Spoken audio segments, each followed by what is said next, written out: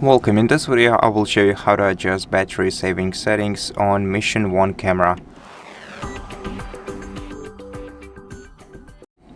To improve battery life on your camera, you have to swipe down the control center, disable things like voice control, LEDs and quick capture when you do not use them. Then also on the second page you can go to preferences. You can disable connections here if you're not currently using them, as well as GPS, which is consuming your battery in the background all the time.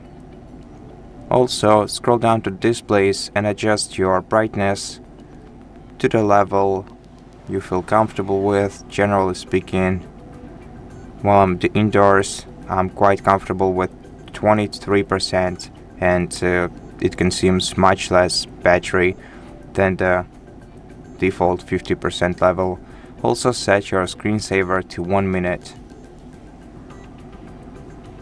And that's pretty much it.